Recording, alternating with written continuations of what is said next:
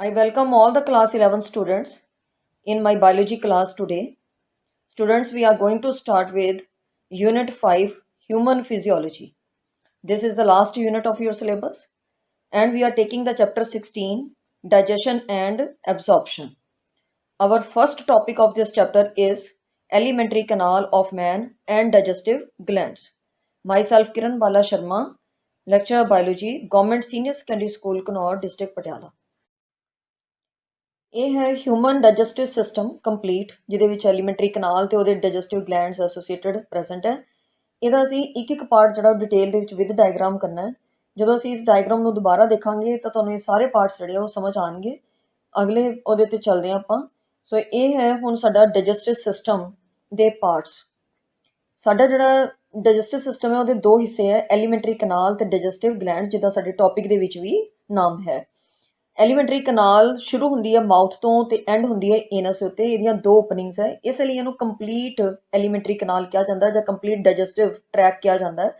ਸੋ ਇਹ tube within tube plan ਹੈ ਸਾਡੀ ਬਾਡੀ ਦੇ ਵਿੱਚ। ਪਲਸ ਤੁਸੀਂ ਸ਼ੁਰੂ ਵਾਲੇ ਚੈਪਟਰਸ 'ਚ ਪੜ੍ਹਿਆ ਹੈ ਤਾਂ ਪੂਰੀ ਇੱਕ ਟਿਊਬ ਜਿਹੜੀ ਆ ਕਹਿ ਲਓ ਸਾਡੀ ਬਾਡੀ ਦੇ ਵਿੱਚੋਂ ਦੀ ਲੰਘਦੀ ਹੈ, ਜਿਹਦੇ ਦੋਨੋਂ ਐਂਡਸ ਜਿਹੜੇ ਉਹ ਬਾਹਰ ਖੁੱਲ੍ਹਦੇ ਆ, ਇਸ ਲਈ ਇਹਨੂੰ ਕੰਪਲੀਟ ਬੋਲਿਆ ਜਾਂਦਾ।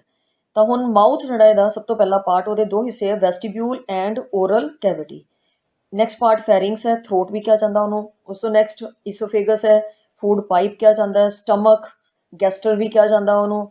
ਨੈਕਸਟ ਪਾਰਟ ਸਾਡਾ ਸਮਾਲ ਇੰਟੈਸਟਾਈਨ ਹੈ, then large intestine and last part ਹੈ ਏਨਸ। ਜਿਹੜੀਆਂ ਗਲੈਂਡਸ ਇਹਦੇ ਨਾਲ ਐਸੋਸੀਏਟਡ ਹੈ ਇਸ ਐਲੀਮੈਂਟਰੀ ਕਨਾਲ ਦੇ ਨਾਲ, ਉਹ ਹੈ salivary glands, liver and pancreas. Gastric glands ਤੇ ਇੰਟੈਸਟਾਈਨਲ ਗਲੈਂਡਸ ਜਿਹੜੀਆਂ ਉਹ ਵਿੱਚ ਇਹਦੇ ਐਸੋਸੀਏਟਡ ਹੈ, ਜਿੱਦਾਂ ਗੈਸਟ੍ਰਿਕ ਗਲੈਂਡ ਸਟਮਕ ਦੇ ਵਿੱਚ ਹੈ ਤੇ ਇੰਟੈਸਟਾਈਨਲ ਗਲੈਂਡਸ ਜਿਹੜੀਆਂ ਉਹ ਸਮਾਲ ਇੰਟੈਸਟਾਈਨ ਦੇ ਨਾਲ ਹੈ, ਦੇ ਅੰਦਰ ਹੈ। ਪਰ ਜਿਹੜੀਆਂ ਬਾਹਰ ਇਹਦੇ ਨਾਲ ਜੁੜੀਆਂ ਹੋਈਆਂ, ਬਾਹਰੋਂ ਦੀ ਜੁੜੀਆਂ ਹੋਈਆਂ, ਉਹ ਤਿੰਨ ਹੈ, ਸਿਲਵਰੀ ਗਲੈਂਡਸ, ਲਿਵਰ ਤੇ ਪੈਂਕਰੀਆਸ। ਹੁਣ ਸਟਾਰਟ ਕਰਦੇ ਹਾਂ ਆਪਾਂ ਡਿਟੇਲ ਦੇ ਵਿੱਚ ਮਾਊਥ ਦੇ ਨਾਲ। ਮਾਊਥ ਇੱਕ ਟਰਾਂਸਵਰਸ ਸਲਿਟ ਹੈ, ਜਿਹਨੂੰ ਅਸੀਂ ਓਰਲ ਕੈਵਿਟੀ ਜਾਂ ਬਕਲ ਕੈਵਿਟੀ ਵੀ ਬੋਲਦੇ ਹਾਂ। ਸਾਡਾ ਜਿਹੜਾ ਲੌਂਗੀਟਿਊਡਨਲ ਐਕਸਿਸ ਹੈ ਬਾਡੀ ਦਾ, ਉਹਦੇ ਉੱਤੇ ਟਰਾਂਸਵਰਸ ਸਲਿਟ ਹੈ, ਜਿਹਦੇ ਬਾਹਰਲੇ ਪਾਸੇ ਲਿਪਸ ਪ੍ਰੈਜ਼ੈਂਟ ਹੈ ਔਰ ਅੰਦਰ ਇਹ ਓਪਨ ਕਰਦੀ ਹੈ ਥਰੋਟ ਦੇ ਵਿੱਚ। ਠੀਕ ਹੈ, ਇਹਦੇ ਅੱਗੇ ਦੋ ਪਾਰਟਸ ਹੈ, vestibule and oral cavity proper. ਵੈਸਟੀਬਿਊਲ ਕਿਹੜਾ ਏਰੀਆ ਹੈ? ਸੋ ਜੇ ਅਸੀਂ ਬਾਹਰੋਂ ਦੇ ਲਈਏ, ਲਿਪਸ ਐਂਡ ਚੀਕਸ ਜਿਹੜੀ ਸਾਡੇ ਹੈ ਉਹ ਬਾਹਰੋਂ ਦੀ ਵਾਲ ਬਣਾ ਰਿਹਾ ਹੈ, ਅੰਦਰ ਸਾਡੇ ਗਮਸ ਐਂਡ ਟੀਥ ਬਣਾ ਰਿਹਾ, ਇੱਕ ਵਾਲ ਜਿਹੜੀ ਹੈ ਦੀਵਾਰ ਬਣਾ ਰਿਹਾ ਉਹ ਕਹਿ ਲਓ। ਤਾਂ ਉਹਨਾਂ ਦੋਨਾਂ ਦੇ ਵਿਚਕਾਰ ਜਿਹੜਾ ਏਰੀਆ ਉਹਨੂੰ ਅਸੀਂ ਵੈਸਟੀਬਿਊਲ ਕਹਿੰਦੇ ਹਾਂ। ਇਹ ਮੈਂ ਲੇਬਲ ਕੀਤਾ ਹੈ, ਰਾਊਂਡ ਕੀਤਾ ਹੈ ਵੈਸਟੀਬਿਊਲ ਨੂੰ। ਠੀਕ ਹੈ, ਨੀਚੇ ਅਗਰ ਡਾਇਗਰਾਮ 'ਚ ਤੁਸੀਂ ਦੇਖੋ ਤਾਂ ਦੈਨ ਓਰਲ ਕੈਵਿਟੀ ਪ੍ਰੋਪਰ, ਜਿੰਨਾ ਅੱਗੇ ਦੰਦਾਂ ਦੇ ਅੰਦਰ, ਜਵਾੜਿਆਂ ਦੇ ਅੰਦਰ ਵਾਲਾ ਪਾਰਟ ਹੈ ਸਾਰਾ ਵੱਡਾ ਸਾਰਾ, ਉਹ ਸਾਡਾ ਓਰਲ ਕੈਵਿਟੀ ਪ੍ਰੋਪਰ ਹੈ। ਇਸ ਓਰਲ ਕੈਵਿਟੀ ਪ੍ਰੋਪਰ ਦੇ ਅੱਗੇ ਪਾਰਟਸ ਹੈ, ਪੈਲੇਟ, ਟੀਥ ਐਂਡ ਟੰਗ। ਇਹਦੇ ਵਿੱਚ ਇਹ ਚੀਜ਼ਾਂ ਜਿਹੜੀਆਂ ਮੌਜੂਦ ਹੈ। ਇਹਦੀ ਜਿਹੜੀ ਰੂਫ ਹੈ ਉਹ ਪੈਲੇਟ ਬਣਾਉਂਦਾ, ਉੱਪਰ ਜਿਹੜੀ ਰੂਫ ਹੈ। ਥੱਲੇ ਜਿਹੜਾ ਫਲੋਰ ਹੈ ਉਹ ਸਾਨੂੰ ਨਜ਼ਰ ਨਹੀਂ ਆਉਂਦਾ ਕਿਉਂਕਿ ਉੱਥੇ ਟੌਂਗ ਮੌਜੂਦ ਹੈ, ਜੀਭ ਜਿਹੜੀ ਉਹ ਮੌਜੂਦ ਹੈ। ਜਿੱਦਾਂ ਇਸ ਡਾਇਗਰਾਮ ਦੇ ਵਿੱਚ ਤੁਸੀਂ ਦੇਖੋ, ਜੀਭ ਨੂੰ ਥੋੜ੍ਹਾ ਜਿਹਾ ਉਠਾ ਕੇ ਦਿਖਾਇਆ ਹੋਇਆ ਹੈ, ਤਾਂ ਉਹਦੇ ਵਿੱਚ ਇੱਕ ਜੀਭ ਨੂੰ ਜੋੜਨ ਵਾਲਾ ਜਿਹੜਾ ਕਹਿ ਲਓ ਫੋਲਡ ਹੈ ਉਹ ਨਜ਼ਰ ਆ ਰਿਹਾ, ਜਿਹੜਾ ਉਹਨੂੰ ਜੀਭ ਨੂੰ ਥੱਲੇ ਫਲੋਰ ਦੇ ਨਾਲ ਜੋੜਦਾ, ਲਿੰਗੁਅਲ ਫੈਰੂਨੂਲਮ। ਲਿੰਗੁਅਲ ਫੈਰੂਨੂਲਮ। ਤਾਂ ਦੈਨ ਪਰ ਅਸੀਂ ਇੱਥੇ ਪੈਲੇਟ ਕਰ ਰਹੇ ਹਾਂ, ਤਾਂ ਹਾਰਡ ਪੈਲੇਟ ਜਿਹੜਾ ਤੇ ਸੌਫਟ ਪੈਲੇਟ, ਇਹਦੇ ਦੋ ਪਾਰਟਸ ਹੈ। ਜਿਹੜਾ ਦੰਦਾਂ ਵਾਲੇ ਪਾਸੇ ਦਾ, ਸੋ ਰੂਫ ਦੇ ਉੱਤੇ, ਜਿੱਦਾਂ ਮੈਂ ਪਹਿਲਾਂ ਦੱਸਿਆ ਪੈਲੇਟ ਜਿਹੜਾ ਰੂਫ ਬਣਾਉਂਦਾ, ਤਾਂ ਦੰਦਾਂ ਵਾਲੇ ਪਾਸੇ ਦਾ 2/3 ਪਾਰਟ ਹੈ ਉਹ ਬੜਾ ਹਾਰਡ ਹੁੰਦਾ, ਉਹ ਬੋਨ ਦੇ ਨਾਲ ਸਪੋਰਟਡ ਹੁੰਦਾ ਔਰ ਅੰਦਰੋਂ ਦੀ ਖੁਰਦਰਾ ਹੁੰਦਾ, ਉਹਦੇ 'ਚ ਰੁੱਗੇ ਮੌਜੂਦ ਹੈ, ਪੈਲੇਟਾਈਨ ਫੋਲਡਸ ਹੁੰਦੇ ਆ, ਅਸੀਂ ਉਹਨਾਂ ਨੂੰ ਰੁੱਗੇ ਬੋਲਦੇ ਹਾਂ, ਤੇ ਇਹਨੂੰ ਹਾਰਡ ਪੈਲੇਟ ਕਿਹਾ ਜਾਂਦਾ। ਜਿਹੜਾ ਫੂਡ ਨੂੰ ਚਬਾਉਣ ਵੇਲੇ ਇਹ ਬਹੁਤ ਸੋ ਮਦਦ ਕਰਦਾ, ਜਿਹੜੇ ਇਹਦੇ ਰੁੱਗੇ ਉਹ ਫੂਡ ਨੂੰ ਉੱਥੇ ਹੀ ਓਰਲ ਕੈਵਿਟੀ 'ਚ ਰੱਖਦੇ ਜਦੋਂ ਤੱਕ ਉਹ ਪੂਰੀ ਤਰ੍ਹਾਂ ਚਬਾਇਆ ਨਹੀਂ ਜਾਂਦਾ। ਸੌਫਟ ਪੈਲੇਟ ਪਿਛਲਾ ਹਿੱਸਾ ਹੈ ਫੈਰਿੰਗਸ ਵਾਲੇ ਪਾਸੇ, ਗਲੇ ਵਾਲੇ ਪਾਸੇ ਦਾ, ਇਸ ਰੂਫ ਦਾ ਹੀ, ਔਰ ਉਹ ਸੌਫਟ ਹੈ, ਸਲਿਪਰੀ ਹੈ, ਉਹਦੀ ਜਿਹੜੀ ਮੈਂਬਰੇਨ ਹੈ ਉਹ ਬੜੀ ਸਲਿਪਰੀ ਹੈ, ਤਾਂ ਪੋਸਟੀਰੀਅਰ 1/3 ਪਾਰਟ ਬਣਾਉਂਦਾ ਹੈ। ਇਹਦਾ ਵੀ ਸੌਫਟ ਪੈਲੇਟ ਦਾ ਜਿਹੜਾ ਲਾਸਟ ਪਾਰਟ ਹੈ ਜਿਹੜਾ ਸੋ ਬੜਾ ਉਹ ਸੌਫਟ ਹੈ, ਹੈਂਗਿੰਗ ਹੈ, ਫਾਈਬਰੋ ਮਸਕੂਲਰ ਹੈ, ਉਹਨੂੰ ਅਸੀਂ ਅਬਿਊਲਾ ਬੋਲਦੇ ਹਾਂ। ਮੈਂ ਇਹ ਸੋ ਸਰਕੂਲਰ ਕੀਤਾ ਹੈ, ਤੁਹਾਨੂੰ ਦੇਖ ਲਓ ਅਬਿਊਲਾ, ਜਿਹੜਾ ਆਪਾਂ ਮੂੰਹ ਖੋਲੀਏ ਤਾਂ ਸੈਂਟਰ ਦੇ ਵਿੱਚ ਸਾਨੂੰ ਨਜ਼ਰ ਆਉਂਦਾ ਲਟਕਦਾ ਹੋਇਆ, ਇਹ ਹੈ ਪੈਲੇਟ। ਉਸ ਤੋਂ ਬਾਅਦ ਇਹ ਜਿਹੜਾ ਸੌਫਟ ਪੈਲੇਟ ਹੈ ਇਹ ਫੂਡ ਨੂੰ ਜਦੋਂ ਮੈਸਟੀਕੇਟ ਹੋ ਜਾਂਦਾ ਹੈ ਤਾਂ ਉਹਨੂੰ ਚਬਾ ਕੇ ਜਦੋਂ ਜੀਭ ਜਿਹੜੀ ਹੈ ਸਾਡੀ ਬੋਲਸ ਬਣਾ ਦਿੰਦੀ ਹੈ ਉਹਨੂੰ ਸਵੈਲੋ ਕਰਨ ਦੇ ਵਿੱਚ, ਤਾਂ ਇਹ ਬੋਲਸ ਜਿਹੜਾ ਉਹ ਸੌਫਟ ਪੈਲੇਟ ਤੋਂ ਸਲਿਪ ਕਰਕੇ ਅੱਗੇ ਫੈਰਿੰਗਸ 'ਚ ਚਲਾ ਜਾਂਦਾ ਹੈ। ਟੀਥ ਦੇ ਉੱਤੇ ਆਉਂਦੇ ਹੁਣ, ਟੀਥ ਜਿਹੜੇ ਆ ਸਾਡੇ ਅਪਰ ਜੌ ਤੇ ਲੋਅਰ ਜੌ ਦੇ ਵਿੱਚ ਮੌਜੂਦ ਹੈ, ਮੈਗਜ਼ਿਲਰੀ ਅਪਰ ਜੌ ਵਾਲੇ, ਮੈਂਡੀਬੂਲਰ ਥੱਲੇ ਵਾਲੇ ਜੌ ਵਾਲੇ। ਨਾਓ ਸੋ ਟੀਥ ਦੇ ਕੁਝ ਕਰੈਕਟਰਿਸਟਿਕਸ ਹੈ। ਡਾਈਫਾਇਓਡੋਂਟ ਇਹ ਟਰਮ ਹੈ। ਸੋ ਇਹਦਾ ਮਤਲਬ ਇਹ ਹੈ ਕਿ ਸਾਡੇ ਪੂਰੇ ਲਾਈਫ ਸਪੈਨ ਦੇ ਵਿੱਚ 2 ਵਾਰੀ ਟੀਥ ਆਉਂਦੇ ਆ ਸਾਨੂੰ ਹਿਊਮਨ ਬੀਇੰਗਸ ਦੇ ਵਿੱਚ। ਸੋ ਪਹਿਲਾਂ ਜਿਹੜੇ ਆਉਂਦੇ ਆ 6 ਮਹੀਨੇ ਤੋਂ ਲੈ ਕੇ 2 ਸਾਲ ਦੀ ਉਮਰ ਤੱਕ ਦੇ ਬੱਚੇ ਦੇ ਵਿੱਚ 24 ਮਹੀਨੇ ਦੇ ਵਿੱਚ, ਤਾਂ ਉਹ ਹੈ ਮਿਲਕ ਟੀਥ, ਜਿਨ੍ਹਾਂ ਨੂੰ ਅਸੀਂ ਡਿਸੀਡੂਅਸ ਟੀਥ ਵੀ ਕਹਿੰਦੇ ਹਾਂ। ਉਹ ਇਸ ਲਈ ਕਹਿੰਦੇ ਹਾਂ ਡਿਸੀਡੂਅਸ ਦਾ ਮਤਲਬ ਹੁੰਦਾ ਝੜ ਜਾਣਾ, ਮਤਲਬ ਇਹ ਦੰਦ ਜਿਹੜੇ ਪਰਮਾਨੈਂਟ ਨਹੀਂ ਹੈ, ਝੜ ਜਾਂਦੇ ਆ। ਇਹ 20 ਹੁੰਦੇ ਆ ਪੂਰੇ ਮੂੰਹ ਦੇ ਵਿੱਚ, ਇਹ 20 ਨੰਬਰ ਹੁੰਦਾ, 10 ਥੱਲੇ 10 ਉੱਪਰ। ਇਹਨਾਂ ਦੇ ਬਾਰੇ ਅੱਗੇ ਗੱਲ ਕਰਾਂਗੇ। ਪਰਮਾਨੈਂਟ ਟੀਥ ਜਿਹੜੇ ਆ ਉਸ ਤੋਂ ਬਾਅਦ ਆਉਂਦੇ ਆ 6 ਸਾਲ ਦੀ ਉਮਰ ਤੱਕ ਇਹ ਮਿਲਕ ਟੀਥ ਹੌਲੀ ਹੌਲੀ ਝੜਦੇ ਚਲੇ ਜਾਂਦੇ ਆ। ਜਿਹੜਾ ਦੰਦ ਝੜੇਗਾ ਉਹਦੀ ਥਾਂ ਦੇ ਉੱਤੇ ਨਵਾਂ ਦੰਦ ਆ ਜਾਏਗਾ, ਪਰ ਜਿਹੜਾ ਨਵਾਂ ਦੰਦ ਆਏਗਾ ਹੁਣ ਉਹ ਲਾਈਫ ਲੌਂਗ ਰਹੇਗਾ, ਉਹਨੂੰ ਅਸੀਂ ਪਰਮਾਨੈਂਟ ਟੀਥ ਕਹਿੰਦੇ ਆ। ਸੋ ਇਦਾਂ ਕਰਦੇ ਕਰਦੇ 6 ਸਾਲ ਦੇ ਅੰਦਰ ਅੰਦਰ ਸਾਰੇ ਟੀਥ ਜਿਹੜੇ ਮਿਲਕ ਟੀਥ ਉਹ ਰਿਪਲੇਸ ਹੋ ਜਾਂਦੇ ਆ ਵਿਦ ਦਾ ਪਰਮਾਨੈਂਟ ਟੀਥ। ਤਾਂ ਅਸੀਂ ਇਹਨਾਂ ਨੂੰ, ਸੋ ਇਹ ਹੈ ਨੰਬਰ 32, ਜਿੱਦਾਂ ਤੁਸੀਂ ਇਹ ਡਾਇਗਰਾਮ ਦੇ ਵਿੱਚ ਦੇਖ ਪਾ ਰਹੇ ਹੋ। ਸੋ 32 ਜਿਹੜੇ ਟੀਥ ਸੋ ਹੁੰਦੇ ਆ। ਅਗਲੀ ਟਰਮ ਜਿਹੜੀ ਹੈ ਸਾਡੀ ਥਿਕੋਡੋਂਟ ਹੈ, ਠੀਕ ਹੈ। ਥਿਕੋਡੋਂਟ ਦਾ ਮਤਲਬ ਹੈ ਸੌਕਟਸ ਦੇ ਵਿੱਚ ਟੀਥ ਦਾ ਹੋਣਾ, ਮਤਲਬ ਸਾਡੇ ਜਿਹੜੇ ਜਬਾੜੇ ਹੈ ਉਹਨਾਂ ਦੇ ਵਿੱਚ ਅੰਦਰ ਖੋੜਾਂ ਬਣੀਆਂ ਹੋਈਆਂ, ਸੌਕਟਸ ਬਣੀਆਂ ਹੋਈਆਂ, ਉਹਨਾਂ ਸੌਕਟਸ ਦੇ ਵਿੱਚ ਟੀਥ ਜਿਹੜੇ ਉਹ ਇੰਬੈਡਡ ਹੁੰਦੇ ਆ, ਜਿੱਦਾਂ ਤੁਸੀਂ ਡਾਇਗਰਾਮ ਦੇ ਵਿੱਚ ਸੌਕਟਸ ਜਿਹੜੀਆਂ ਉਹ ਦੇਖ ਪਾ ਰਹੇ ਹੋ। ਹੈਟਰੋਡੋਂਟ ਟੀਥ, ਹੈਟਰੋਡੋਂਟ ਟੀਥ ਜਿਹੜੇ ਆ ਉਹ ਹੈ ਕਿ ਡਿਫਰੈਂਟ ਟਾਈਪਸ ਦੇ ਟੀਥ ਹੈ। ਸਾਡੇ ਕੋਲ ਇੱਕੋ ਜਿਹੇ ਟੀਥ ਨਹੀਂ ਹੈ, ਜੇ ਇੱਕੋ ਜਿਹੇ ਹੁੰਦੇ ਤਾਂ ਮੋਨੋਫਾਇਓਡੋਂਟ ਹੁੰਦਾ, ਪਰ ਇੱਥੇ ਕੀ ਹੈ, ਅਲੱਗ-ਅਲੱਗ ਤਰ੍ਹਾਂ ਦੇ ਟੀਥ ਹੈ। ਹੈਟਰੋਡੋਂਟ ਜਿੱਦਾਂ ਤੁਸੀਂ ਡਾਇਗਰਾਮ 'ਚ ਦੇਖ ਰਹੇ ਹੋ, ਇਨਸੀਸਰਸ, ਕੈਨਾਈਨਸ, ਮੋਲਰਸ, ਪ੍ਰੀ ਮੋਲਰਸ, ਠੀਕ ਹੈ। ਸੋ ਇਹ ਸਾਰੇ ਜਿਹੜੇ ਅਲੱਗ-ਅਲੱਗ ਤਰ੍ਹਾਂ ਦੇ ਟੀਥ ਹੈ, ਜਿੱਦਾਂ ਇਹ ਡਾਇਗਰਾਮ 'ਚ ਥੱਲੇ ਵੀ ਦਿੱਤਾ ਹੋਇਆ, ਤਾਂ ਸਭ ਦੀ ਸ਼ੇਪ ਜਿਹੜੀ ਹੈ ਤੇ ਸਾਈਜ਼ ਅਲੱਗ-ਅਲੱਗ ਹੈ ਔਰ ਫੰਕਸ਼ਨ ਵੀ ਅਲੱਗ ਹੈ। ਇਹ ਹੁਣ ਜਿਹੜੇ ਮੈਂ ਬੋਲ ਰਹੀ ਸੀ ਹੈਟਰੋਡੋਂਟ ਵਾਲੇ, ਉਹ ਹੈ ਦੇਖੋ ਇਨਸੀਸਰਸ। ਪਹਿਲੇ ਜੇ ਆਪਾਂ ਇੱਕ ਜੌ ਲਈਏ ਤਾਂ ਫਰੰਟ 4 ਜਿਹੜੇ ਟੀਥ ਹੈ ਉਹਨਾਂ ਨੂੰ ਅਸੀਂ ਇਨਸੀਸਰਸ ਕਹਿੰਦੇ। ਬਾਈਟਿੰਗ ਐਂਡ ਕਟਿੰਗ ਦੇ ਵਿੱਚ ਹੈਲਪ ਕਰਦੇ ਆ, ਸਾਨੂੰ ਸੇਬ ਖਾਣਾ ਹੈ ਜਿੱਦਾਂ ਉੱਦਾਂ। ਤਾਂ ਦੈਨ ਇੱਕ ਦੰਦ ਜਿਹੜਾ ਇਹਨਾਂ ਚਾਰਾਂ ਦੇ ਆਸ-ਪਾਸ ਦੋਨੋਂ ਪਾਸੇ ਮੌਜੂਦ ਹੈ, ਉਹਨੂੰ ਅਸੀਂ ਕਹਿੰਦੇ ਕੈਨਾਈਨ। ਕੈਨਾਈਨ ਜਿਹੜਾ ਉਹ ਗ੍ਰੈਸਪਿੰਗ ਤੇ ਟੀਰਿੰਗ ਦੇ ਵਿੱਚ ਮਦਦ ਕਰਦਾ ਹੈ, ਖਾਸ ਕਰਕੇ ਕਾਰਨੀਵੋਰਸ ਐਨੀਮਲਸ 'ਚ ਜ਼ਿਆਦਾ ਡਿਵੈਲਪਡ ਹੈ, ਸਾਡੇ ਵਿੱਚ ਇੰਨਾ ਜ਼ਿਆਦਾ ਡਿਵੈਲਪਡ ਨਹੀਂ ਹੈ। ਉਸ ਤੋਂ ਅੱਗੇ ਦਾੜਾਂ ਸ਼ੁਰੂ ਹੋ ਜਾਂਦੀਆਂ, ਉਹਨਾਂ ਨੂੰ ਆਪਾਂ 2 ਹਿੱਸਿਆਂ 'ਚ ਵੰਡਦੇ, ਇੱਕ ਪ੍ਰੀ ਮੋਲਰਸ ਤੇ ਇੱਕ ਮੋਲਰਸ। ਕੈਨਾਈਨਸ ਦੇ ਜਸਟ ਪਿੱਛੇ ਦੋਨੋਂ ਪਾਸੇ ਦੋ ਪ੍ਰੀ ਮੋਲਰਸ ਮੌਜੂਦ ਹੈ, ਜਿਹੜੇ ਗ੍ਰਾਈਂਡਿੰਗ ਤੇ ਕ੍ਰਸ਼ਿੰਗ ਦੇ ਵਿੱਚ ਫੂਡ ਦੀ ਹੈਲਪ ਕਰਦੇ ਆ। ਲਾਸਟ ਵਾਲੀਆਂ ਤਿੰਨ ਜਿਹੜੀਆਂ ਦੋਨੋਂ ਪਾਸੇ 3 ਮੋਲਰਸ ਹੁੰਦੇ ਆ, ਸੋ ਇਹਨਾਂ ਨੂੰ ਇਹ ਗ੍ਰਾਈਂਡਿੰਗ ਐਂਡ ਕ੍ਰਸ਼ਿੰਗ ਦੇ ਵਿੱਚ ਹੀ ਹੈਲਪ ਕਰਦੇ ਆ। ਲਾਸਟ ਮੋਲਰਸ ਜਿਹੜੇ ਆ ਉਹਨਾਂ ਨੂੰ ਵਿਜ਼ਡਮ ਟੀਥ ਕਿਹਾ ਜਾਂਦਾ, ਅਕਲ ਦਾੜਾਂ, ਠੀਕ ਹੈ। ਵਿਜ਼ਡਮ WISDOM, ਵਿਜ਼ਡਮ ਟੀਥ, ਠੀਕ ਹੈ। ਸੋ ਦੈਟ ਇਜ਼ ਅਕਲ ਦਾੜਾਂ। ਇਹ ਲਾਸਟ ਦੇ ਵਿੱਚ ਕਿਉਂਕਿ 25 ਸਾਲ ਦੀ ਉਮਰ ਦੇ ਕਰੀਬ ਜਾ ਕੇ ਨਿਕਲਦੀਆਂ, ਇਸ ਕਰਕੇ ਇਹਨਾਂ ਨੂੰ ਸੋ ਵਿਜ਼ਡਮ ਟੀਥ ਜਾਂ ਅਕਲ ਦਾੜਾਂ ਸੋ ਕਿਹਾ ਜਾਂਦਾ। ਇਹ ਨਾ ਵੀ ਆਉਣ ਤਾਂ ਵੀ ਇੰਨਾ ਕੋਈ ਪ੍ਰੋਬਲਮ ਨਹੀਂ ਹੁੰਦੀ ਹੈ। ਅਗਲਾ ਹੈ dental formula which is very important. So milk teeth ਜਿਹੜੇ ਆ ਉਹਨਾਂ ਦੇ ਵਿੱਚ ਪ੍ਰੀ ਮੋਲਰਸ ਨਹੀਂ ਹੁੰਦੇ, ਯਾਦ ਰੱਖਣਾ ਤੁਸੀਂ। ਇਨਸੀਸਰਸ ਜਿਹੜੇ ਆ ਉਹ ਆਈ ਦੇ ਨਾਲ ਰਿਪਰੈਜ਼ੈਂਟ ਕਰ ਰਹੇ ਆਪਾਂ 2। ਇਹ ਕਿੱਦਾਂ ਲਿਆ ਆਪਾਂ 2, ਹੁੰਦੇ ਤਾਂ 4 ਹੈ। ਅਸੀਂ ਹਾਫ ਪੋਰਸ਼ਨ ਲੈਣਾ, ਮਤਲਬ ਮੰਨ ਲਓ ਤੁਸੀਂ ਅੱਪਰ ਜੌ ਲਿਆ, ਉਹਦਾ ਹਾਫ ਇੱਕ ਸਾਈਡ ਲੈਣੀ ਹੈ, ਠੀਕ ਹੈ। ਤੇ ਇੱਦਾਂ ਹੀ ਲੋਅਰ ਜੌ ਦੀ ਇੱਕ ਸਾਈਡ ਲੈਣੀ ਹੈ।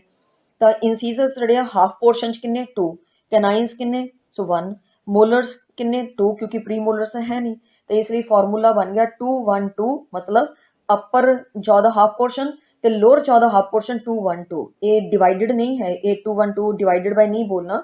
ਸੋ ਇਹ ਜਸਟ ਅੱਪਰ ਜੌ ਤੇ ਲੋਅਰ ਜੌ ਹੈ। ਜਦੋਂ ਅਸੀਂ ਉਹਨਾਂ ਨੂੰ 2 ਦੇ ਨਾਲ ਮਲਟੀਪਲਾਈ ਕਰ ਦਾਂਗੇ ਤਾਂ ਸਾਡੇ ਪੂਰੇ ਜਵਾੜੇ ਹੋ ਜਾਣਗੇ, ਤਾਂ ਫਿਰ 20 ਟੀਥ ਹੋ ਗਏ ਪਰਮਾਨੈਂਟ ਟੀਥ ਦੇ ਵਿੱਚ। So incisors 2, canines 1, premolars 2 and molars 3, 2 1 2 3।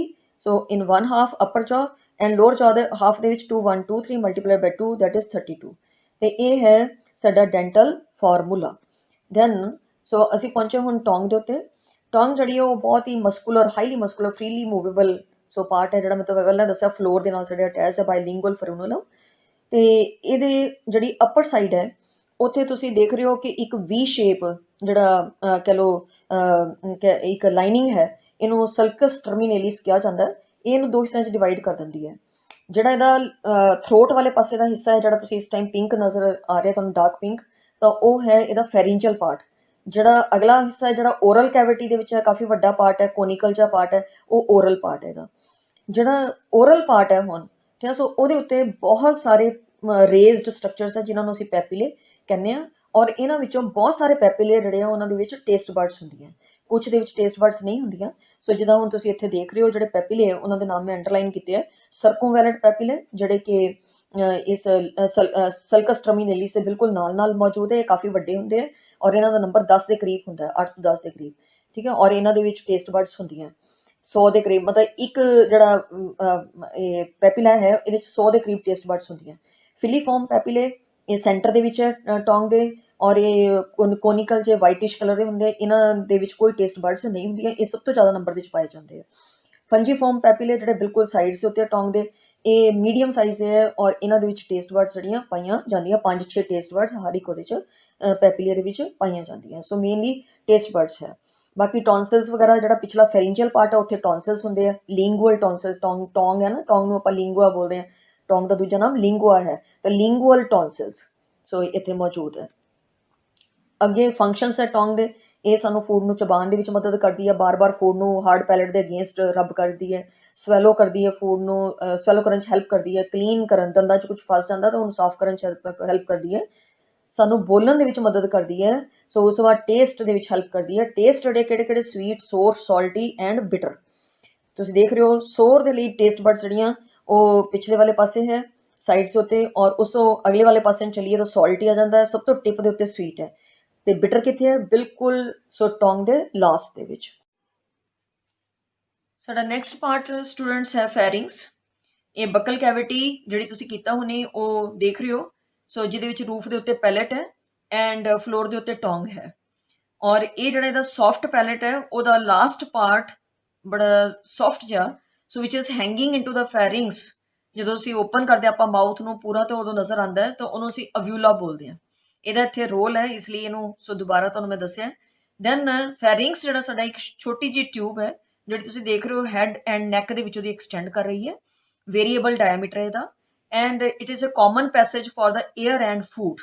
ठीक है, ਕਾਮਨ ਪੈਸੇਜ ਹੈ। ਇਹਦੇ 3 ਹਿੱਸੇ ਹੈ। ਜਿਹੜਾ ਇਹਦਾ ਉੱਪਰ ਵਾਲਾ ਸਭ ਤੋਂ ਹਿੱਸਾ ਹੈ ਜਿਹੜਾ ਨੇਜ਼ਲ ਕੈਵਿਟੀ ਦੇ ਨਾਲ ਕਮਿਊਨੀਕੇਟ ਕਰਦਾ ਉਹਨੂੰ ਨੇਜ਼ੋਫੈਰਿੰਗਸ ਬੋਲਿਆ ਜਾਂਦਾ।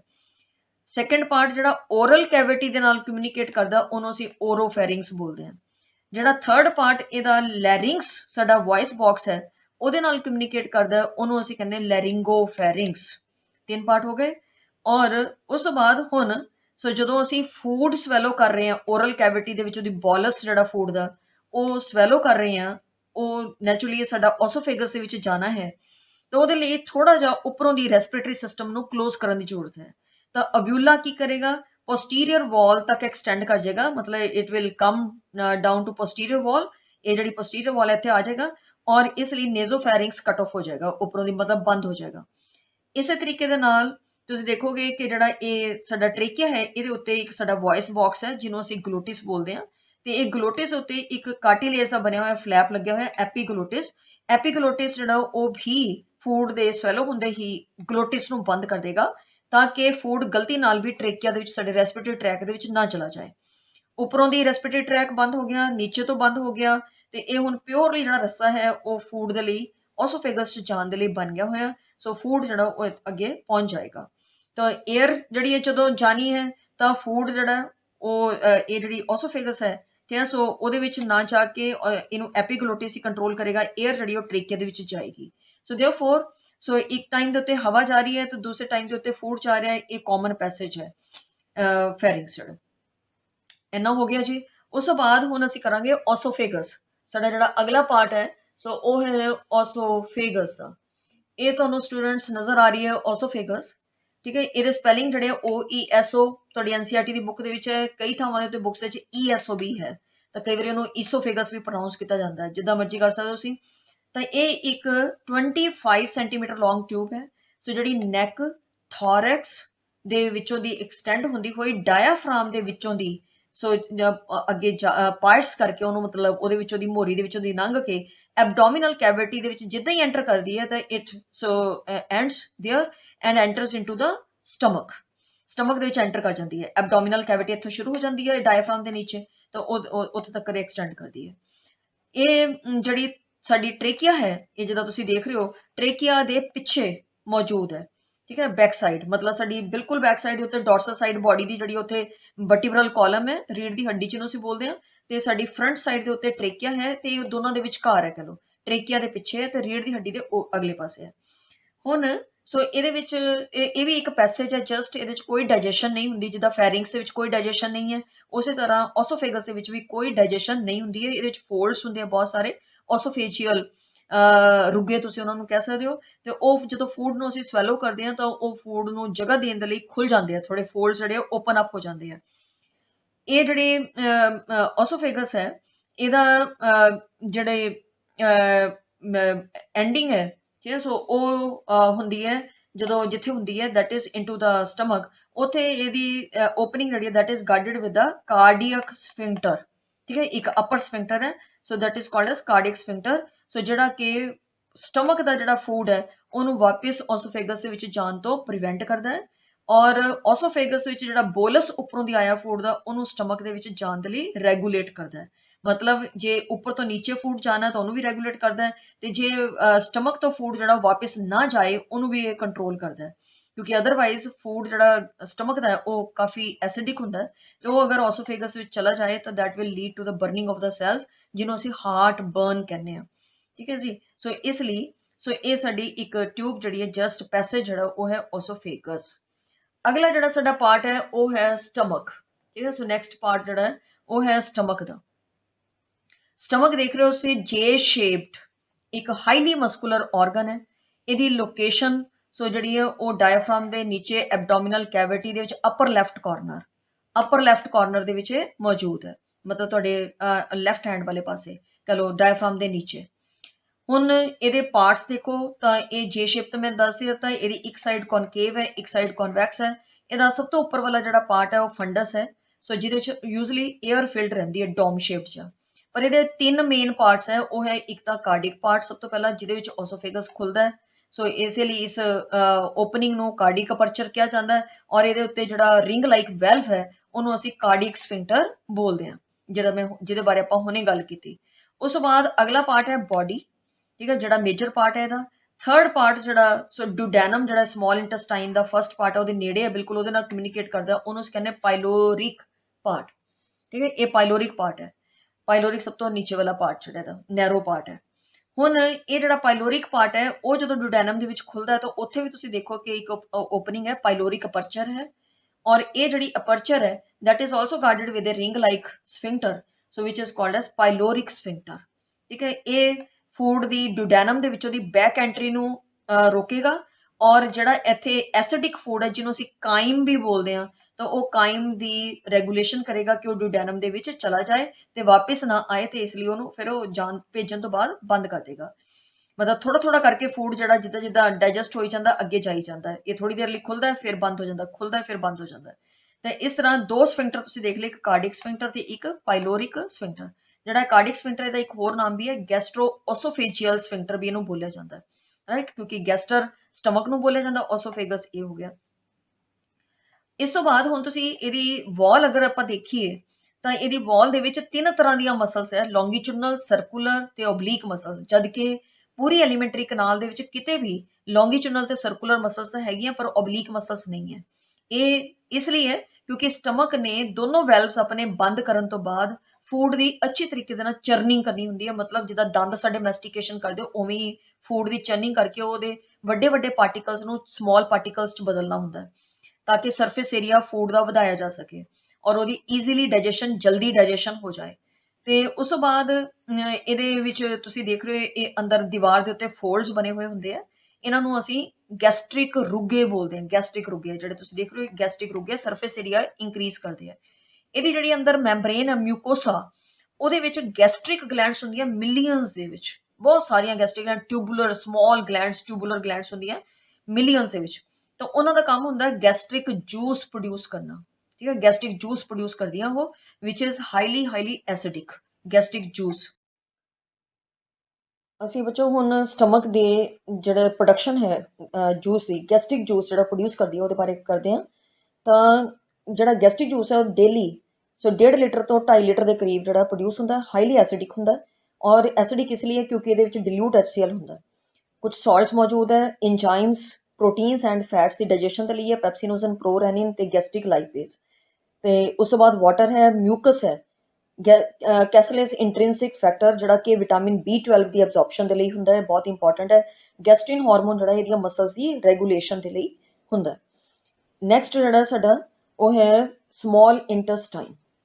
ਸਮਾਲ ਇੰਟੈਸਟਾਈਨ ਸਭ ਤੋਂ ਲਾਰਜੈਸਟ ਪਾਰਟ ਹੈ ਸਾਡੀ ਪੂਰੀ ਐਲੀਮੈਂਟਰੀ ਟਰੈਕ ਦਾ, ਬਟ ਇਹਦਾ ਡਾਇਆਮੀਟਰ ਜਿਹੜਾ ਛੋਟਾ ਹੋਣ ਕਰਕੇ ਇਹਦਾ ਨਾਮ ਸਮਾਲ ਇੰਟੈਸਟਾਈਨ ਰੱਖਿਆ ਗਿਆ। 6.25 ਮੀਟਰਸ ਇਹਦੀ ਇਹ ਲੈਂਥ ਹੈ। ਇਹਦੇ 3 ਮੇਨ ਪਾਰਟਸ ਹੈ, ਡਿਊਡੈਨਮ, ਜਿਜੈਨਮ ਐਂਡ ਈਲੀਅਮ। ਜਿਹੜੇ ਮੈਂ ਰਾਊਂਡ ਕੀਤੇ ਡਾਇਗਰਾਮ ਦੇ ਵਿੱਚ ਉਹ ਤੁਸੀਂ ਦੇਖ ਸਕਦੇ ਹੋ, ਡਿਊਡੈਨਮ, ਜਿਜੈਨਮ ਤੇ ਈਲੀਅਮ। ਡਿਊਡੈਨਮ ਜਿਹੜਾ ਉਹ ਯੂ ਸ਼ੇਪਡ ਪਾਰਟ ਹੈ, ਮਤਲਬ ਪਹਿਲਾ ਪਾਰਟ, ਪ੍ਰੋਕਸੀਮਲ ਮਤਲਬ ਪਹਿਲਾ ਪਾਰਟ ਹੈ। ਜਿਜੈਨਮ ਨੈਕਸਟ ਪਾਰਟ, ਮਿਡਲ ਪਾਰਟ ਹੈ। ਈਲੀਅਮ ਜਿਹੜਾ ਉਹ ਹਾਈਲੀ ਕੁਆਇਲਡ ਜਿਹੜਾ ਲਾਸਟ ਵਾਲਾ ਪਾਰਟ ਹੈ। ਜਿਜੈਨਮ ਤੇ ਈਲੀਅਮ ਜ਼ਿਆਦਾ ਕੁਆਇਲਡ ਹੁੰਦੇ ਆ, ਈਲੀਅਮ ਹੋਰ ਵੀ ਜ਼ਿਆਦਾ ਕੁਆਇਲਡ ਹੈ। ਉਸ ਤੋਂ ਨੈਕਸਟ ਜਿਹੜਾ ਸਾਡਾ ਡਿਊਡੈਨਮ ਜਿਹੜਾ ਉਹ ਯੂ ਸ਼ੇਪ ਤਾਂ ਹੈ ਹੀ ਹੈ, ਤੁਹਾਨੂੰ ਮੈਂ ਦੱਸ ਦਿੱਤਾ। ਇਹਦੀ 30 ਸੈਂਟੀਮੀਟਰ ਦੇ ਕਰੀਬ ਲੈਂਥ ਹੈ ਔਰ ਇਹਨੂੰ ਪੰਜਾਬੀ ਦੇ ਵਿੱਚ 12 ਅੰਦਰ ਬੋਲਿਆ ਜਾਂਦਾ। 12 ਉਂਗਲਾਂ ਦੇ ਬਰਾਬਰ ਇਹਦੀ ਵਿਡਥ ਹੈ ਤੇ ਇਹਦੇ 'ਚ ਬਹੁਤ ਸਾਰੇ ਵਿਲਾਈ ਤੇ ਮਾਈਕਰੋ ਵਿਲਾਈ ਹੈ। ਫੂਡ ਦੀ ਡਾਈਜੈਸ਼ਨ ਜਿਹੜੀ ਆ ਉਹ ਇਹਦੇ 'ਚ ਕਾਫੀ ਜ਼ਿਆਦਾ ਹੁੰਦੀ ਹੈ ਔਰ ਥੋੜੀ ਐਬਜ਼ੌਰਪਸ਼ਨ ਵੀ ਹੁੰਦੀ ਹੈ, ਕਿਉਂਕਿ ਵਿਲਾਈ ਤੇ ਮਾਈਕਰੋ ਵਿਲਾਈ ਦਾ ਕੰਮ ਹੀ ਇਹ ਹੁੰਦਾ ਸਰਫੇਸ ਏਰੀਆ ਇੰਕਰੀਜ਼ ਕਰਨਾ for the maximum absorption of food. ਇਹ ਤੁਸੀਂ ਜਿਹੜਾ ਡਿਊਡੈਨਮ ਇੱਥੇ ਦੇਖ ਪਾ ਰਹੇ ਹੋ। ਅਗਲਾ ਪਾਰਟ ਸਾਡਾ ਜਿਜੈਨਮ ਹੈ। ਸੋ 2.5 ਮੀਟਰਸ ਲੌਂਗ ਹੈ ਤੇ 4 ਸੈਂਟੀਮੀਟਰ ਦਾ ਉਹਦਾ ਡਾਇਆਮੀਟਰ ਹੈ। ਇੱਥੇ ਮੈਂ ਰਾਊਂਡ ਕੀਤਾ ਉਹਨੂੰ। ਜਿਹੜਾ ਪਾਰਟ ਹੈ ਪਿੰਕ ਕਲਰ ਦਾ ਤੁਸੀਂ ਦੇਖ ਰਹੇ ਹੋ ਜਿਜੈਨਮ, ਸੈਂਟਰ ਵਾਲਾ ਪਾਰਟ ਹੈ, ਕੁਆਇਲਡ ਹੈ, ਵਿਲਾਈ ਤੇ ਮਾਈਕਰੋ ਵਿਲਾਈ ਪ੍ਰੈਜ਼ੈਂਟ ਹੈ। ਮੈਕਸਿਮਮ ਐਬਜ਼ੌਰਪਸ਼ਨ ਜਿਹੜੀ ਨਿਊਟ੍ਰੀਐਂਟਸ ਇੱਥੇ ਹੀ ਹੁੰਦੀ ਹੈ, ਤਕਰੀਬਨ ਫੂਡ ਦੀ ਡਾਈਜੈਸ਼ਨ ਇੱਥੇ ਕੰਪਲੀਟ ਹੋ ਜਾਂਦੀ ਹੈ। ਦੈਨ ਨੈਕਸਟ ਪਾਰਟ ਹੈ ਈਲੀਅਮ। ਇਹ 3.5 ਮੀਟਰਸ ਲੌਂਗ ਹੈ, ਦੇਖ ਰਹੇ ਹੋ ਸਭ ਤੋਂ ਜ਼ਿਆਦਾ ਲੰਬਾ ਹੈ। ਇਹਦੇ ਵਿੱਚੋਂ 3.5 ਸੈਂਟੀਮੀਟਰ ਇਹਦਾ ਡਾਇਆਮੀਟਰ ਹੈ। ਡਾਇਆਮੀਟਰ ਵੇਰੀਏਬਲ ਹੈ ਦੇਖੋ ਤਿੰਨੋਂ ਪਾਰਟਸ ਦਾ। ਤੇ ਵਿਲਾਈ ਤੇ ਮਾਈਕਰੋ ਵਿਲਾਈ ਥੋੜੇ ਘੱਟ ਹੈ ਦੋਨੋਂ ਪਾਰਟਸ ਦੇ ਨਾਲੋਂ, ਪਹਿਲੇ ਦੋਨੋਂ ਪਾਰਟਸ ਦੇ ਨਾਲੋਂ ਥੋੜੇ ਜਿਹੇ ਘੱਟ ਹੈ ਔਰ ਇਹਦਾ ਫੂਡ ਦੀ ਐਬਜ਼ੌਰਪਸ਼ਨ ਹੁੰਦੀ ਹੈ, ਪਰ ਇਹਦਾ ਮੇਨ ਕੰਮ ਹੈ ਅਨਡਾਈਜੈਸਟਡ ਫੂਡ ਨੂੰ ਅੱਗੇ ਲਾਰਜ ਇੰਟੈਸਟਾਈਨ ਦੇ ਵਿੱਚ ਭੇਜਣਾ ਤਾਂ ਕਿ ਸੀਕਮ ਤੇ ਕੋਲਨ ਦੇ ਜੰਕਸ਼ਨ ਦੇ ਉੱਤੇ। ਅੱਗੇ ਅਸੀਂ ਪਹੁੰਚੇ ਲਾਰਜ ਇੰਟੈਸਟਾਈਨ ਦੇ ਉੱਤੇ। ਲਾਰਜ ਇੰਟੈਸਟਾਈਨ ਦਾ ਨਾਮ ਹੀ ਲਾਰਜ ਇੰਟੈਸਟਾਈਨ ਇਸ ਲਈ ਹੈ ਕਿਉਂਕਿ ਇਹਦਾ ਡਾਇਆਮੀਟਰ ਜਿਹੜਾ ਉਹ ਕਾਫੀ ਜ਼ਿਆਦਾ ਹੈ ਔਰ ਇਹਦੇ 3 ਮੇਨ ਪਾਰਟਸ ਔਰ ਇੱਕ ਕੁਐਸਚਨ ਮਾਰਕ ਦੀ ਫਾਰਮ ਦੇ ਵਿੱਚ ਸਮਾਲ ਇੰਟੈਸਟਾਈਨ ਦੇ ਆਸ-ਪਾਸ ਅਰੇਂਜਡ ਹੈ। ਤੁਸੀਂ ਦੇਖ ਰਹੇ ਹੋ ਕੁਐਸਚਨ ਮਾਰਕ ਦੀ ਤਰ੍ਹਾਂ ਹੈ। ਇਹਦਾ ਸਭ ਤੋਂ ਜਿਹੜਾ ਲੋਅਰ ਪਾਰਟ ਹੈ, ਸੋ ਜਿਹੜਾ ਕਿ ਸਾਡੀ ਈਲੀਅਮ ਦੇ ਨਾਲ ਕਮਿਊਨੀਕੇਟ ਕਰਦਾ ਹੈ, ਉਹ ਹੈ ਸੀਕਮ। ਫਿਰ ਅਗਲਾ ਪਾਰਟ ਜਿਹੜਾ ਸਭ ਤੋਂ ਵੱਡਾ ਪਾਰਟ ਇਸ ਲਾਰਜ ਇੰਟੈਸਟਾਈਨ ਦਾ ਉਹ ਹੈ ਕੋਲਨ ਤੇ ਨੈਕਸਟ ਪਾਰਟ ਹੈ ਰੈਕਟਮ। ਤੁਸੀਂ ਦੇਖੋ ਕਿ ਜਿਹੜਾ ਕੋਲਨ ਹੈ ਉਹਦੇ ਵਿੱਚ ਪਾਰਟਸ ਹੈਗੇ, ਉੱਪਰਲੇ ਪਾਸੇ ਨੂੰ ਜਿਹੜਾ ਜਾ ਰਿਹਾ ਅਸੈਂਡਿੰਗ ਕੋਲਨ, ਫਿਰ ਇੱਕ ਟਰਾਂਸਵਰਸ ਕੋਲਨ, ਨੀਚੇ ਜਾ ਰਿਹਾ ਡਿਸੈਂਡਿੰਗ ਕੋਲਨ, ਦੈਨ ਜਿਹੜਾ ਮੁੜ ਗਿਆ ਉਹ ਹੈ ਲੈਫਟ ਸਾਈਡ ਤੇ ਸਿਗਮੋਇਡ ਕੋਲਨ। ਇਹਦੇ ਪਾਰਟਸ ਹੈ, ਲਾਸਟ ਵਿੱਚ ਏਨਸ ਹੈ। ਦੈਨ ਸੋ ਸੀਕਮ ਸਭ ਤੋਂ ਪਹਿਲਾਂ। ਸੀਕਮ ਜਿਹੜਾ ਇੱਕ ਬਲਾਈਂਡ ਸੈਕ ਹੈ, 2 ਇੰਚ ਦੇ ਕਰੀਬ ਦੀ ਹੁੰਦੀ ਹੈ ਲੈਂਥ ਹੈ ਔਰ ਇਹ ਬੜਾ ਛੋਟਾ ਜਿਹਾ ਇੱਕ ਬਲਾਈਂਡ ਸੈਕ ਹੈ।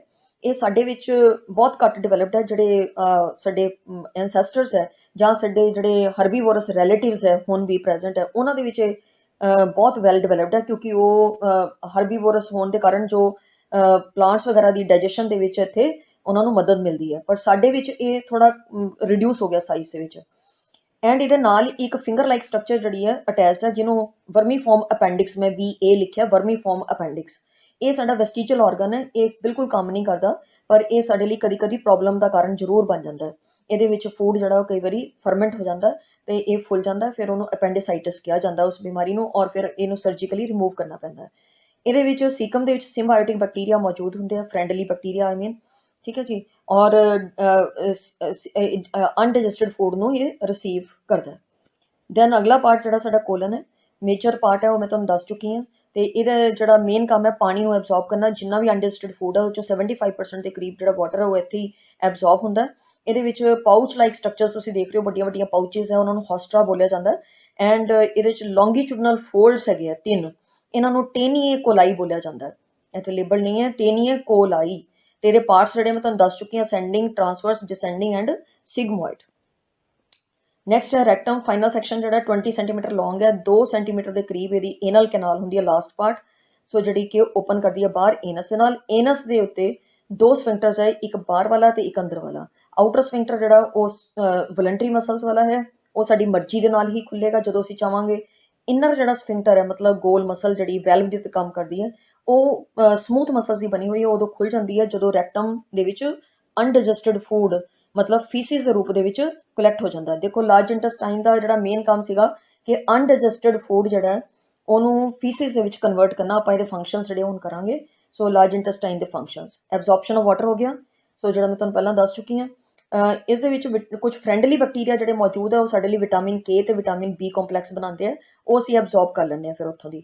कुछ ਜਿਹੜਾ ਫਿਰ ਵੀ ਅਜੇ ਸ਼ੂਗਰਸ ਤੇ ਫਾਈਬਰਸ ਕੋਈ ਰਹਿ ਗਏ ਜਿਹੜੇ ਡਾਈਜੈਸਟ ਨਹੀਂ ਹੋਏ, ਉਹ ਇੱਥੇ ਡਾਈਜੈਸਟ ਹੋ ਸਕਦੇ ਆ, ਫੈਟੀ ਐਸਿਡਸ ਵਿੱਚ ਕਨਵਰਟ ਹੋ ਜਾਂਦੇ ਆ, ਤੇ ਫਿਰ ਅਸੀਂ ਉਹਨਾਂ ਨੂੰ ਐਬਜ਼ੌਰਬ ਕਰ ਲੈਂਦੇ ਹਾਂ। ਨੈਕਸਟ ਹੈ ਹਿਸਟੋਲੋਜੀ। ਇਹ ਬਹੁਤ ਇੰਪੋਰਟੈਂਟ ਹੈ, ਤੁਹਾਡੀ NCERT ਦੀ ਬੁੱਕ ਜਿਹੜੀ ਹੈ ਉਹਦੇ ਵਿੱਚ ਕਾਫੀ ਡਿਟੇਲ ਦੇ ਵਿੱਚ ਦਿੱਤਾ ਹੋਇਆ ਹੈ। ਪੂਰੀ NCERT ਦਾ ਮੈਂ ਸਾਰਾ ਕੁਛ ਜਿਹੜਾ ਇੱਥੇ ਨੋਟ ਕੀਤਾ ਹੈ ਤੁਹਾਡੇ ਲਈ। ਤਾਂ ਇਹਦੇ 'ਚ ਜਿਹੜੀ ਤੁਸੀਂ ਰਾਈਟ ਸਾਈਡ ਦੇ ਉੱਤੇ ਮੇਰੇ ਡਾਇਗਰਾਮ ਦੇਖ ਸਕਦੇ ਹੋ, ਤਾਂ ਉਹ ਹੈ ਇਹਦੀਆਂ ਐਲੀਮੈਂਟਰੀ ਕਨਾਲ ਜਿਹੜੀ ਸਾਡੀ ਉਹਦੀ 4 ਮੇਨ ਲੇਅਰਸ ਦੀਆਂ। ਜਿਹੜਾ GIT ਦਾ ਮਤਲਬ ਹੈ ਗੈਸਟ੍ਰੋ ਇੰਟੈਸਟਾਈਨਲ ਟਰੈਕ, ਮਤਲਬ ਐਲੀਮੈਂਟਰੀ ਕਨਾਲ ਨੂੰ ਹੀ ਕਿਹਾ ਜਾਂਦਾ। ਤਾਂ ਸਰੋਸਾ ਦੇਖੋ ਸਭ ਤੋਂ ਜਿਹੜੀ ਬਾਹਰ ਵਾਲੀ ਲੇਅਰ ਹੈ, ਜਿਹਨੂੰ ਗ੍ਰੀਨ ਕਲਰ 'ਚ ਦਿਖਾਇਆ ਗਿਆ। ਸਾਡੇ ਸਾਰੇ ਜਿੰਨੇ ਆਰਗਨਸ ਹੁੰਦੇ ਆ ਬਾਡੀ ਦੇ, ਉਹਨਾਂ ਦੇ ਬਾਹਰ ਇੱਕ ਪੈਕਿੰਗ ਹੁੰਦੀ ਹੈ, that is the visceral peritoneum. Visceral peritoneum ਇਹਨਾਂ ਨੂੰ ਹੈਂਗ ਕਰਦੀ ਹੈ, ਸਾਰੇ ਆਰਗਨਸ ਨੂੰ ਸਪੋਰਟ ਕਰਦੀ ਹੈ। ਤਾਂ ਉਹ ਇੱਥੇ ਮੌਜੂਦ ਹੈ। ਸਿਰੋਸਾ, ਵੈਰੀ ਥਿਨ ਮੈਂਬਰੇਨ, ਮਿਜ਼ੈਂਟਰੀ ਵੀ ਕਿਹਾ ਜਾਂਦਾ ਇਹਨੂੰ, ਜਦੋਂ ਡਬਲ ਫੋਲਡ ਬਣ ਜਾਂਦੀ ਹੈ। ਉਸ ਤੋਂ ਅਗਲੀ ਲੇਅਰ ਜਿਹੜੀ ਹੈ ਮਸਲਸ ਦੀ ਹੈ, ਉਹਨੂੰ ਮਸਕੂਲੇਰਿਸ ਕਿਹਾ ਜਾਂਦਾ। ਉਹਦੇ ਵਿੱਚ ਜਿਹੜੀ ਆਊਟਰ ਨਾਲ ਲੈਫਟ ਸਾਈਡ ਦੇ ਉੱਤੇ ਡਾਇਗਰਾਮ ਵੀ ਤੁਸੀਂ ਦੇਖ ਸਕਦੇ ਹੋ, ਇਹ ਟ੍ਰਾਂਸਵਰਸ ਸੈਕਸ਼ਨ ਹੈ ਐਲੀਮੈਂਟਰੀ ਕਨਾਲ ਦਾ। ਤਾਂ ਇਨਰ ਜਿਹੜੀ ਲੇਅਰ ਹੈ, ਇੱਕ ਆਊਟਰ ਜਿਹੜੀ ਹੈ ਉਹ ਲੌਂਗੀਚੂਨਾ ਮਸਲਸ ਹੈ, ਇਨਰ ਦੇ ਵਿੱਚ ਸਰਕੂਲਰ ਮਸਲਸ ਹੈ। ਜੇ ਅਸੀਂ ਸਟਮਕ ਦੀ ਵਾਲ ਕਰੀਏ ਤਾਂ ਉੱਥੇ ਇੱਕ ਹੋਰ ਲੇਅਰ ਮਿਲੇਗੀ ਤੁਹਾਨੂੰ, ਓਬਲੀਕ ਮਸਲਸ, ਤਾਂ ਉਹ ਆਪਾਂ ਪਹਿਲਾਂ ਕਰ ਚੁੱਕੇ ਹਾਂ। ਉਸ ਤੋਂ ਅੱਗੇ ਸਬ ਮਿਊਕੋਸਾ ਹੈ। ਸਬ ਮਿਊਕੋਸਾ ਲੂਜ਼ ਕਨੈਕਟਿਵ ਟਿਸ਼ੂ ਇਹਦੇ ਵਿੱਚ, ਐਂਡ ਇਹਦੇ ਵਿੱਚ ਬਲੱਡ ਵੈਸਲਸ ਹੈ, ਲਿੰਫੈਟਿਕ ਵੈਸਲਸ ਹੈ। So then all these blood supply and lymphatic supply, ਜਿਹੜੀ ਨਰਵਸ ਦੀ ਸਪਲਾਈ ਹੈ, ਸਾਰਾ ਕੁਛ ਇੱਥੇ ਸੋ ਮੌਜੂਦ ਹੁੰਦਾ ਸਬ ਮਿਊਕੋਸਾ ਦੇ ਵਿੱਚ। ਅਗਲਾ ਜਿਹੜਾ ਮਿਊਕੋਸਾ ਹੈ, ਠੀਕ ਹੈ, ਲਾਸਟ ਜਿਹੜੀ ਹੈ ਉਹ ਸਿੰਪਲ ਐਪੀਥੀਲੀਅਮ ਹੈ। ਔਰ ਇਹ ਜਿਹੜੀ ਐਪੀਥੀਲੀਅਲ ਲਾਈਨਿੰਗ ਹੈ, ਇਹ ਅੱਗੇ ਵਿਲਾਈ ਤੇ ਮਾਈਕਰੋਵਿਲਾਈ ਜਿਹਨਾਂ ਬਾਰੇ ਤੁਸੀਂ ਕੀਤਾ, ਐਂਡ ਰੁੱਗੇ ਜਿਹੜੇ ਅਸੀਂ ਕੀਤੇ ਸੀ, ਪੈਲੇਟਾਈਨ ਰੁੱਗੇ ਐਂਡ ਗੈਸਟ੍ਰਿਕ ਰੁੱਗੇ, ਉਹ ਸਾਰਾ ਕੁਛ ਜਿਹੜਾ ਇਹ ਬਣਾਉਂਦੀ ਹੈ। ਸੈਂਟਰ ਦੇ ਵਿੱਚ ਲਿਊਮਨ ਹੈ। ਤੇ ਇਹ ਡਿਟੇਲਸ ਹੁਣ ਤੁਸੀਂ ਦੇਖੋਗੇ, ਜਿਹੜੇ ਮੈਂ ਤੁਹਾਨੂੰ ਆਲਮੋਸਟ ਦੱਸ ਚੁੱਕੀ ਹਾਂ। ਸਿਰੋਸਾ ਹੋ ਗਿਆ ਤੇ ਮਸਕੂਲੇਰਿਸ ਹੋ ਗਈ, ਠੀਕ ਹੈ ਜੀ। ਸੋ ਨੈਕਸਟ ਜਿਹੜਾ ਸਾਡਾ ਸਬਮਿਊਕੋਸਲ, ਇਹ ਵੀ ਮੈਂ ਤੁਹਾਨੂੰ ਦੱਸ ਦਿੱਤਾ ਕਿ ਇਹਦੇ 'ਚ ਕੀ ਕੀ ਚੀਜ਼ਾਂ ਜਿਹੜੀਆਂ ਮੌਜੂਦ ਹੈ। ਨੈਕਸਟ ਸਾਡਾ ਆ ਗਿਆ ਮਿਊਕੋਸਾ। ਸੋ ਇਹਦੇ ਵਿੱਚ ਜਿਹੜੇ ਤੁਸੀਂ ਦੇਖ ਰਹੇ ਹੋ ਇਸ ਟਾਈਮ ਡਾਇਗਰਾਮ, ਇਹ ਵਿਲਾਈ ਬਣਾਏ ਹੋਏ ਹੈ, ਤੇ ਇਹ ਕਿਹਦੇ ਉੱਤੇ ਮੌਜੂਦ ਹੈ? ਰੁੱਗੇ, ਜਿਹੜੇ ਸਰਕੂਲਰ ਫੋਲਡਸ ਹੈ। ਜਿੱਦਾਂ ਆਪਾਂ ਪੈਲੇਟ ਦੇ ਵਿੱਚ ਕਿਤੇ ਪੈਲੇਟਾਈਨ ਰੁੱਗੇ ਤੇ ਸਟਮਕ ਦੇ ਵਿੱਚ ਕਿਤੇ ਰੁੱਗੇ, ਤਾਂ ਉਸ ਤੋਂ ਬਾਅਦ ਜਿਹੜੀ ਸਾਡੀ ਸਮਾਲ ਇੰਟੈਸਟਾਈਨ ਤੇ ਲਾਰਜ ਇੰਟੈਸਟਾਈਨ, ਉਹਦੇ ਵਿੱਚ ਸਰਕੂਲਰ ਫੋਲਡਸ ਹੈ, ਉਹਨਾਂ ਨੂੰ ਅਸੀਂ ਪਲਿਕੇ ਸਰਕੂਲੇਰੀਜ਼ ਬੋਲਦੇ ਹਾਂ। ਉਹਨਾਂ ਦੇ ਉੱਤੇ ਹੋਣੇ ਸਮਾਲ ਇੰਟੈਸਟਾਈਨ ਦੇ ਵਿੱਚ, ਉਹਨਾਂ ਦੇ ਉੱਤੇ ਜਿਹੜੇ ਵਿਲਾਈ ਤੇ ਮਾਈਕਰੋਵਿਲਾਈ ਮੌਜੂਦ ਹੋਣਗੇ, ਸਿਰਫ ਸਮਾਲ ਇੰਟੈਸਟਾਈਨ 'ਚ, ਠੀਕ ਹੈ। ਬਾਕੀ ਰੁੱਗੇ ਸਾਰੇ ਕਿਤੇ ਕਿਤੇ ਵੀ ਹੋ ਸਕਦੇ ਆ, ਪਰ ਇਹ ਕਿ ਵਿਲਾਈ ਤੇ ਮਾਈਕਰੋਵਿਲਾਈ ਜਿਹੜੇ ਆ ਉਹ ਸਿਰਫ ਐਂਡ ਸਿਰਫ ਜਿਹੜੇ ਸਮਾਲ ਇੰਟੈਸਟਾਈਨ ਦੇ ਵਿੱਚ ਹੋਣਗੇ। ਤੇ ਇਸ ਟਾਈਮ ਤੁਸੀਂ ਇੱਕ ਵਿਲਸ ਜਿਹੜਾ ਉਹਦੀ ਸਟਰਕਚਰ ਦੇਖ ਰਹੇ ਹੋ, ਉਹਦੇ ਵਿੱਚ ਬਲੱਡ ਸਪਲਾਈ ਜਾ ਰਹੀ ਹੈ, ਦੇਖੋ ਆਰਟਰੀ ਜਾ ਰਹੀ ਹੈ, ਠੀਕ ਹੈ। ਵੇਨ ਜਿਹੜੀ ਹੈ, ਤੇ ਕੈਪਿਲਰੀਜ਼ ਦਾ, ਆਰਟਰੀ ਤੇ ਵੇਨ ਦੇ ਵਿਚਕਾਰ ਕੈਪਿਲਰੀਜ਼ ਦਾ ਨੈਟਵਰਕ ਬਣਿਆ ਹੋਇਆ। ਦੈਨ ਸੋ ਬਲੂ ਕਲਰ ਦੀਆਂ ਜਿਹੜੇ ਤੁਸੀਂ ਯੈਲੋ ਕਲਰ ਦੀ ਜਿਹੜੀ ਦੇਖ ਰਹੇ ਹੋ, ਉਹ ਹੈ ਲੈਕਟੀਲਸ, ਮਤਲਬ ਲਿੰਫੈਟਿਕ ਵੈਸਲ। ਇੱਥੇ ਇਸ ਲਈ ਇਹ ਲੈਕਟੀਲ ਵਰਡ ਯਾਦ ਰੱਖਣਾ, ਇਹ ਇਸ ਲਈ ਕਿਉਂਕਿ ਇਹ ਫੈਟਸ ਦੀ ਜਿਹੜੀ ਐਬਜ਼ੌਰਪਸ਼ਨ ਹੈ ਉਹ ਲੈਕਟੀਲਸ ਦੇ ਵਿੱਚ ਹੁੰਦੀ ਹੈ, ਠੀਕ ਹੈ ਜੀ। ਹੁਣ ਜਿਹੜਾ ਵਿਲਾਈ ਹੈ, ਉਹਦੀ ਸਰਫੇਸ ਤੁਸੀਂ ਦੇਖ ਰਹੇ ਹੋ ਸੈਲਸ ਦੀ ਬਣੀ ਹੋਈ ਹੈ। ਇਹ ਹਰ ਇੱਕ, ਅਗਰ ਇੱਕ ਸੈੱਲ ਨੂੰ ਆਪਾਂ ਬਾਹਰ ਕੱਢ ਲਈਏ ਤਾਂ ਉਸ ਸੈੱਲ ਦੇ ਉੱਤੇ ਵੀ ਫਿੰਗਰ ਲਾਈਕ ਪ੍ਰੋਜੈਕਸ਼ਨਸ ਹੁੰਦੀਆਂ, ਜਿਨ੍ਹਾਂ ਨੂੰ ਅਸੀਂ ਮਾਈਕਰੋਵਿਲਾਈ ਕਹਿੰਦੇ ਹਾਂ। ਇਹਨਾਂ ਦਾ ਵਿਲਾਈ ਤੇ ਮਾਈਕਰੋਵਿਲਾਈ ਦਾ ਕੰਮ ਹੁੰਦਾ ਹੈ ਸਰਫੇਸ ਏਰੀਆ ਇੰਕਰੀਜ਼ ਕਰਨਾ for the maximum absorption of water and food, ठीक है। जो भी मतलब डाइजेस्टेड फूड है उन्होंने एब्जॉर्ब करना। ਦੈਨ ਅਸੀਂ ਪਹੁੰਚੇ ਹੁਣ ਮਿਊਕੋਸਾ ਦਾ ਜਿਹੜਾ ਰਿਮੇਨਿੰਗ ਪਾਰਟ ਹੈ ਵਿਲਾਈ ਤੇ ਮਾਈਕਰੋਵਿਲਾਈ ਤੋਂ ਬਾਅਦ। ਸੋ ਉਹਦੇ 'ਚ ਮਿਊਕਸ ਗਲੈਂਡਸ ਹੁੰਦੀਆਂ, ਜਿਹੜੀਆਂ ਮਿਊਕਸ ਪ੍ਰੋਡਿਊਸ ਕਰਦੀਆਂ ਤਾਂ ਕਿ ਪੂਰੀ ਐਲੀਮੈਂਟਰੀ ਕਨਾਲ ਜਿਹੜੀ ਹੈ ਸਾਡੀ ਉਹ ਲਿਬਰੀਕੇਟਡ ਰਵੇ, ਇੰਜਾਈਮਸ ਦੇ ਐਕਸ਼ਨਸ ਤੋਂ ਪ੍ਰੋਟੈਕਟਡ ਰਵੇ। ਸਟਮਕ ਦੇ ਵਿੱਚ ਇਹੀ ਮਿਊਕੋਸਾ ਗੈਸਟ੍ਰਿਕ ਗਲੈਂਡਸ ਬਣਾਉਂਦੀ ਹੈ, ਜਿਹਦੇ ਬਾਰੇ ਅਸੀਂ ਕਰ ਚੁੱਕੇ ਹਾਂ। ਇੰਟੈਸਟਾਈਨ ਦੇ ਵਿੱਚ ਇੰਟੈਸਟਾਈਨਲ ਗਲੈਂਡਸ ਬਣਾਉਂਦੀ ਹੈ, ਜਿਨ੍ਹਾਂ ਨੂੰ ਅਸੀਂ ਕ੍ਰਿਪਸ ਆਫ ਲਿਬਰਕੂਨ ਐਂਡ ਬਰੂਨਰਸ ਗਲੈਂਡਸ ਬੋਲਦੇ ਹਾਂ, ਠੀਕ ਹੈ। ਸੋ ਇਹ ਕ੍ਰਿਪਸ ਆਫ ਲਿਬਰਕੂਨ ਜਿਹੜੇ ਵਿਲਾਈ ਦੇ ਵਿਚਕਾਰ ਹੁੰਦੇ ਆ, ਦੋ ਅਗਰ ਪੈਰਲਲ ਵਿਲਾਈ ਲੈ ਲਓ ਤਾਂ ਉਹਨਾਂ ਦੇ ਵਿਚਕਾਰ ਜਿਹੜਾ ਇਹ ਮੌਜੂਦ ਹੁੰਦੇ ਆ। ਸੋ ਇਨ ਦਿਸ ਵੇ ਮਿਊਕੋਸਾ ਦੇ ਜਿਹੜੇ ਇਹ ਸਾਰੀ ਚੀਜ਼ਾਂ ਜਿਹੜੀਆਂ ਇਹਦੇ ਤੋਂ ਬਣਦੀਆਂ। Students, there are few questions now which you have to answer. First question is, name the parts of pharynx in human body. Second, what are the functions of tongue? Third, what is the pH of gastric juice? Fourth, what is the location of esophagus? Fifth, what do you mean by terms heterodont and thecodont? Sixth, write dental formula of an adult. Seventh, where do you find villi and microvilli? Last question, name the histological layers of wall of alimentary canal. I hope you will not find any difficulty in answering these questions. Now you have to see the next lecture on digestive glands to complete this topic of alimentary canal and digestive glands. So this is the diagram. So you must draw yourself this diagram. Thank you very much, students.